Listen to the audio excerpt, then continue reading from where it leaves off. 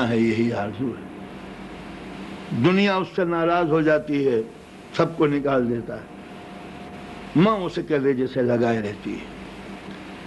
اگر وہ چلا بھی جائے اور برسوں کے بعد بیٹا آئے تو آنکھوں میں صرف آنسو لے آئے، ماں بے چین ہو جاتی ہے، کلیجے سے لگا لیتی ہے۔ حضرت علی خدا کے لیے کہتے ہیں یا سری رضا، اے جلدی سے راضی ہو جانے والے خدا۔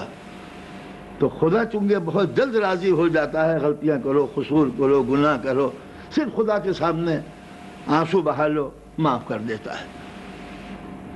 یہ کوالٹی وہ ہے جو ماں میں پائی جاتی ہے۔ اسی واسطے قدرت نے ماں کی دعاؤں میں بھی تاثیر رکھی ہے۔ وہی آتی ہے موسیٰ پر، موسیٰ سنبھل کے زندگی گزارنا، اب وہ ماں نہیں ہے تمہاری جس کی دعائیں تم کو بچا لیتی تھی۔ تو لہٰذا اسلام نے حق رکھا ہے ماں کے اوپر کہ ماں جو دعائیں مانگے گی اولاد کے لیے وہ قبول ہوگی۔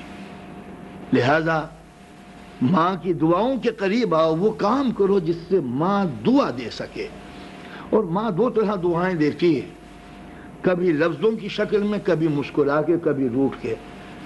یہ روٹتی بھی ہے، روٹتی اٹھتی نہیں ہے ماں، وہ اس کی صرف ایکٹنگ ہوتی ہے، گلے میں باہیں ڈال دو، کم بخت کہیں گے، وہ ایک انداز ہوتا ہے اس کا انداز کر۔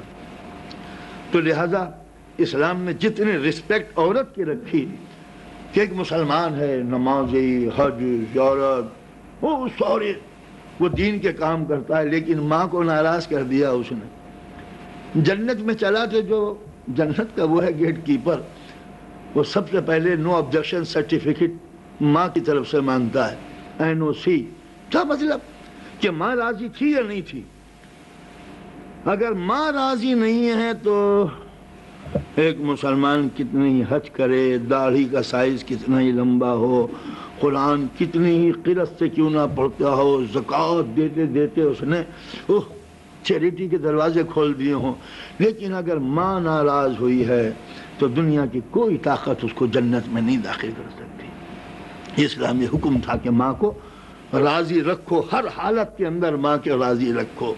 آپ کو معلوم ہے کہ کربلا میں ایک واقعہ گزرا کہ جب امام حسین کا بیٹا علی اکبر 18 برس کا، جب وہ جنگ لڑنے کے لیے جا رہا ہے اور سامنے سے ایک بہت بڑا سپاہی اس کے سامنے آ گیا ہے، تو امام حسین یہ کہتے ہیں کہ اس وقت اکبر کی ماں سے کہو کہ وہ دعا مانگے، اس لیے کہ میں نے اپنے رسول محمد مصطفیٰ صلی اللہ علیہ وسلم سے یہ سنا تھا کہ اللہ جو ہے وہ ماں کی دعائیں سنتا ہے اولاد کے حق میں۔ اس لیے کہ دیکھیں نا، ہم بیوی کو لا کے دیتے ہیں، اس میں ہماری غرض ہے، ہر جگہ ہمارا اپنا بینیفٹ پایا جاتا ہے۔ صرف ایک کریکٹر ایسا ہے جو بچے پالتی ہے، دماغ میں کہیں نہیں ہوتا کہ یہ بڑا ہو کے مجھے سیلری دیا کرے گا، تنخواہ لا کے۔ ماں کے دماغ میں دور دور تک کوئی تصور نہیں ہوتا۔ وہ کہنے کے لیے کہہ دیتی ہے میرا بڑا ہوگا، میرے بہو آئے گی، میری کچھ نہیں، وہ زبان اس کی ہلتی ہے۔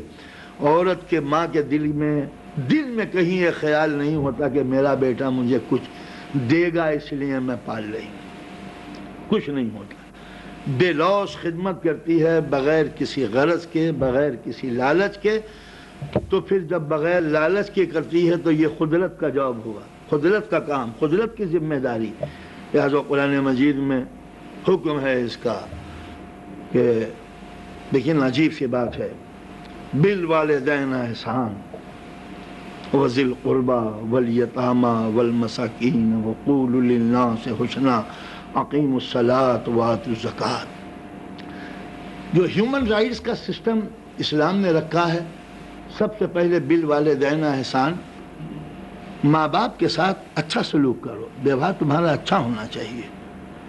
وذی القربى، جو ریلیٹیو ہیں تمہارے، ان کے ساتھ اچھا سلوک کرو۔ دیکھیے اچھا سلوک اسلام نے ایک عجیب و غریب بات کہی ہے، ایک ہوتا ہے ایکشن، ایک ہوتا ہے ری ایکشن۔ آپ نے ہماری دعوت کی، آپ آئیے، ہم آپ کی دعوت کر دیں گے۔ یہ جو میں نے کھلایا آپ کو، یہ ری ایکشن تھا آپ کی مہربانیوں کا کہ آپ نے بمبے میں میری خاطر تواضع کی، میں نے اس کے بدلے میں یہ کیا۔ اسلام کہتا ہے کہ نیکی ایکشن ہے، ری ایکشن نہیں ہے۔ نیکی بس نیکی ہے، عزیز و قریب تمہارے بھائی بہن نتیج جتنے ریلیٹیوز ہیں ان کے ساتھ اچھا تم سلوک کرو، یہ نہیں کہ بہن نے اچھا سلوک کیا ہے تو اس کے بدلے میں ہم کریں گے، تمہارے اوپر واجب ہے کہ تم اچھا سلوک کرو، اس کا انتظار مت کرو کہ وہ بھی اچھا سلوک کرے گا نہیں کرے گی۔ اپنے بہن کی شادی میں ہم بہن سے روٹھے میں تم نے ہماری بیٹی کی شادی میں کچھ دیا نہیں تھا ہمیں گفٹ، ہم بھی تمہاری بیٹی کی شادی میں نہیں دیں گے، یہ ہوا ری ایکشن۔ اسلام کہتا ہے کہ نیکی ایکشن ہے، ری ایکشن نہیں ہے۔ تم عزیزوں سے محبت کرو، عزیزوں کو دو، یہ تمہاری ڈیوٹی ہے، یہ مت دیکھو کہ ریوارڈ وہاں سے ملے گا۔ اسلام کبھی بھی ریوارڈ دنیا میں دیتا نہیں ہے۔ حضرت علی کہتے ہیں یہ دنیا نہ پنشمنٹ کی جگہ ہے نہ ریوارڈ کی جگہ ہے۔ اگر یہ دنیا پنشمنٹ کی جگہ ہوتی تو ہر بدماش کے اوپر جو ہے نا وہ ایک مصیبت آئی ہوئی ہوتی، سارے بدماش اس بار لچے لفنگے میلیاں بنے میں جتنے بھی ایک سے ایک، میں نیتاؤں کی بات نہیں کر رہا، یہ تو کبھی بدماش ہوتے ہی نہیں ہیں، سمجھے؟ چاہے کسی بھی گھپلے میں پکڑے جائیں، چاہے سی بی آئی پکڑ لے، کچھ بھی پکڑ لے، وہ سی بی آئی کا قصور نکلتا ہے، ان کا کوئی قصور بیچاروں کا نہیں ہوتا، سمجھے؟ اور یہ پھر مقدمہ بھی نہیں کرتے سی بی آئی پہ کہ ہماری انسلٹ تم نے کی، کروڑوں کا گھپلا ہو گیا، یہ ہو گیا وہ ہو گیا، تو یہ تو قصور کرتے نہیں۔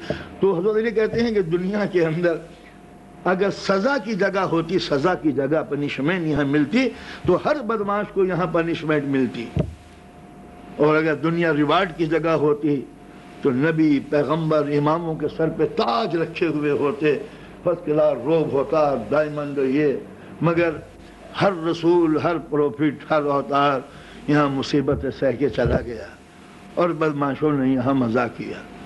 تو آپ نے اندازہ لگایا کہ اس کا انتظار مت کرو کہ تمہیں بہن کیا دے گی، چچی کیا دیں گی، چچا کیا دیں گے، پھوپا کیا دیں گے، وہ ریلیٹیو ہیں، تمہارا آپ پر واجب ہے کہ تم ان کا حق دو۔ اچھا ہم نے حق دیا، یہ کیا دیں گے؟ تو اللہ کہتا ہے کہ اللہ لا یضیع اجر المحسنین، تم ان پر احسان کرو، اس کا بدلہ ہم دیں گے۔ تو ان پر احسان کرو اور ہمارے کھاتے میں یہ بات لکھی جائے گی کہ ہم نے اللہ کے لیے کیا۔ تو سب سے پہلے کیا؟ بالوالدین احسان وذی القربی، اپنے ریلیٹیو کا حق ادا کرو، یتیموں کا، لاوارثوں کا۔ قولوا للناس حسنا، پبلک جب ڈیلنگ کرو اسپیک پولائٹلی۔ دیکھیے اسلام نے یہ نہیں کہا کہ جب مولویوں سے گفتگو کرو تو پولائٹلی کرو، چچا کے پاس جاؤ۔ قولوا للناس، پبلک ڈیلنگ میں مجھے نہیں معلوم کہ مسلمان کس طرح بولتا ہے، کس طرح ڈیل کرتا ہے، مگر قرآن کہتا ہے قولوا للناس حسنا۔